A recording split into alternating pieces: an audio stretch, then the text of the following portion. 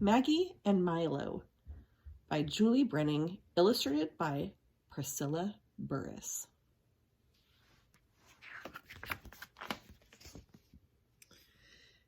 This is Maggie.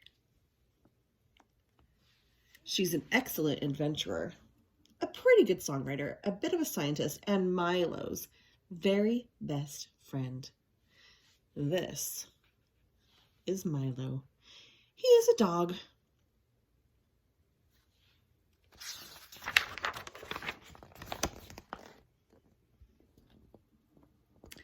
And this is the awesome package that Maggie's grandma sent. It had all the necessities for a frog hunt: boots and knowledge. Country dogs, like Milo, don't wear boots. That night, Maggie told Milo, "We need to get a good night's sleep. Tomorrow, we hunt frogs."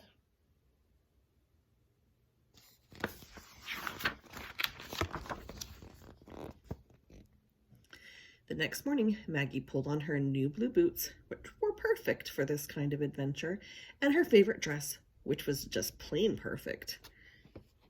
And she was off.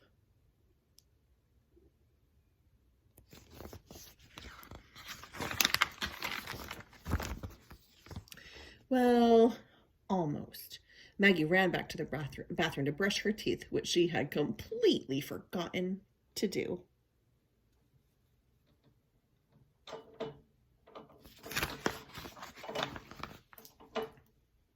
At breakfast, Maggie handed a note to her brother that said, "Please keep the chit-chat to a minimum. I'm in a hurry." Her brother rolled his eyes, which is apparently how 12-year-old brothers communicate. Maggie focused. Eating quickly requires serious concentration. Breakfast took exactly 11 3/4 bites. And there's Milo eating his breakfast.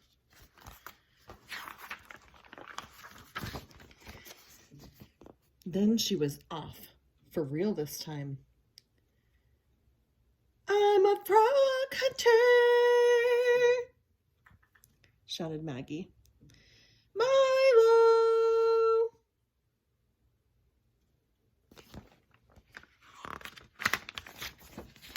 "I'm a frog hunter, and he is Milo." Together, Maggie and Milo ran down the hill, past the chicken coop,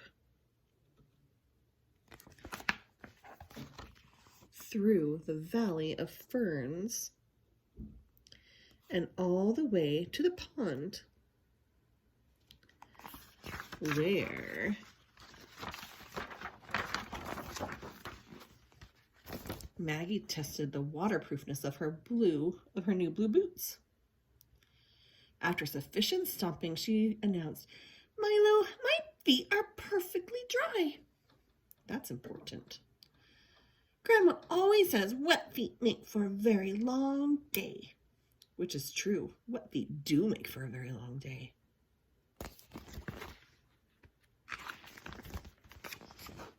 Maggie stood in the water. She waited for a frog. Maggie waited a zillion minutes and nothing happened. This was boring. Boring in all capital letters. BORING. Boring. Maggie sang a song. She sang about frogs and waiting and blue boots. Milo wandered off.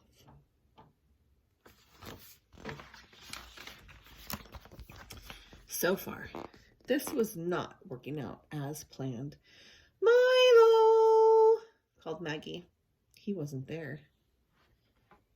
Maggie tried very hard not to think about losing Milo or being alone. In front of her, the cattails moved. That's what these plants are called right here. "Milo, is that you?" she asked, trying to sound brave. Slowly, Maggie pulled apart the cattails.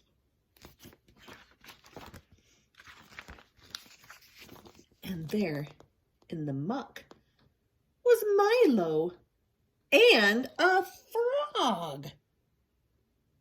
Milo had found a frog.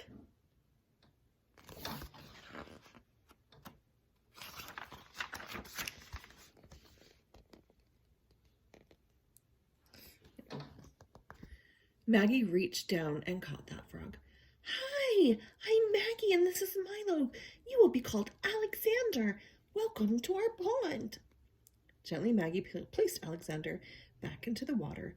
She had to be very careful. Frogs are terribly squirmy. Milo, you are so smart, squealed Maggie. And this is a true statement. Border collies are very smart.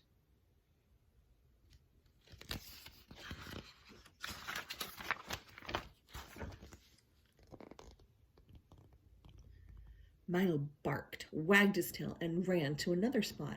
Maggie followed close behind, and there in the muck was another frog.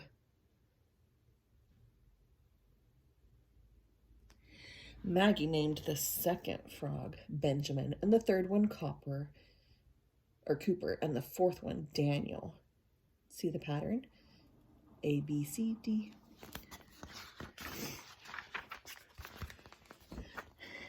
After meeting Oliver, Maggie realized all the frogs they had found were boys.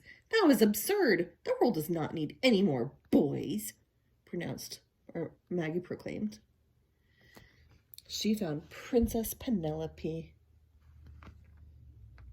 under a lily pad. Holding her newest catch, Maggie said, Milo, there is no way I can think of a girl's name that begins with the letter Q.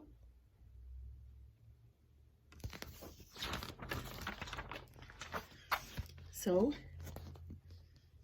Maggie and Milo rested. It's not easy work, this frog hunting. As Milo slept, Maggie sang a song, a quiet, end of the day kind of a song.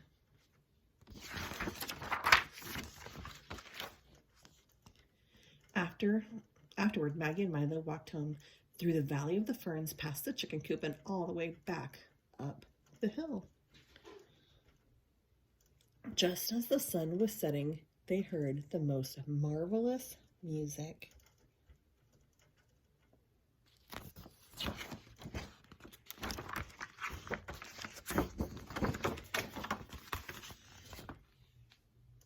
Side by side, they sat on the edge of the world, just listening to the frog say goodnight. When the last note faded, Maggie said, Milo, that was the very best day. I cannot wait for our next adventure. The end. Wasn't that a fun adventure to go on with Maggie and Milo? I hope you enjoyed story time today. See you guys soon.